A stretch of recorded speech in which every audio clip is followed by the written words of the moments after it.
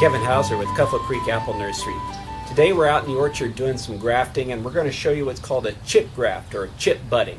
This is a very useful graft, very versatile, used for when the bark cannot be slipped from the tree, such as when the tree is dormant during its sleeping stage, and you may receive budwood from overseas from a cold climate that is dormant.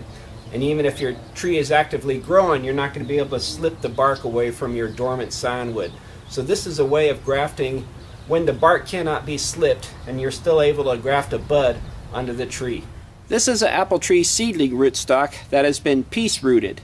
I grow an apple tree from seed, and then at the end of the season I dig it up and cut pieces of the roots out and then plant those pieces of the roots, and each one of them will grow a seedling rootstock tree also.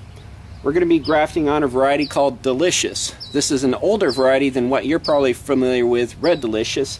This is the original variety, an old American variety, and it makes much better apples than the Red Delicious you're probably seeing in the store imported from China.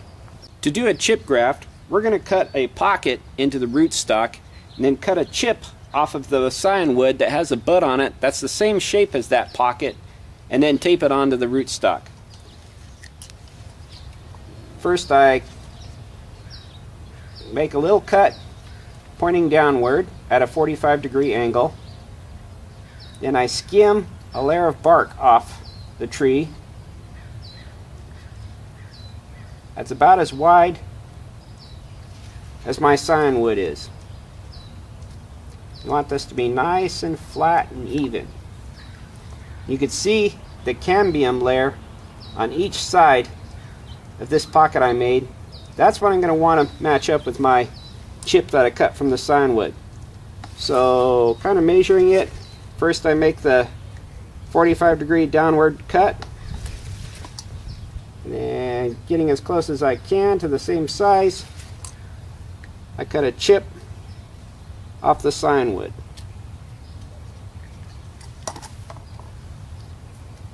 This is what you end up with.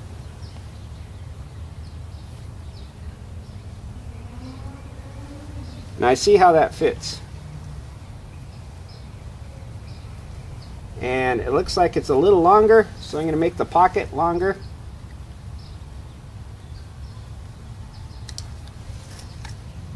See how that fits?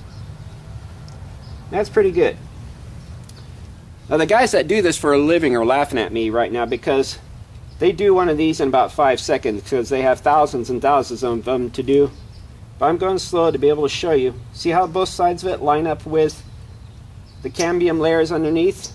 This outer layer of cambium on the chip you just cut is going to line up the outer layers of the cambium of that little pocket you made.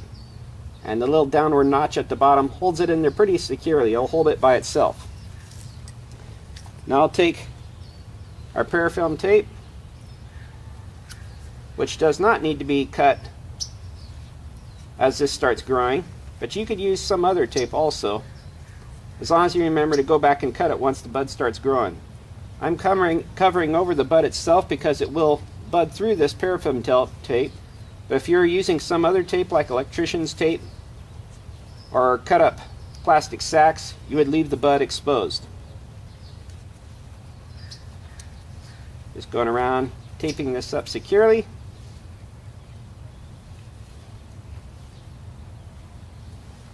It will stay like that. This may or may not start growing in the spring, but you'll be able to tell if the graft has healed and the bark starts to swallow this chip. At the end of the growing season, if it hasn't sprouted yet, you'll take your clippers and cut off the rootstock right above the bud. Then at the start of the next growing season, this bud will start to grow. Also, one last important step, make sure that you label this so you know what you did.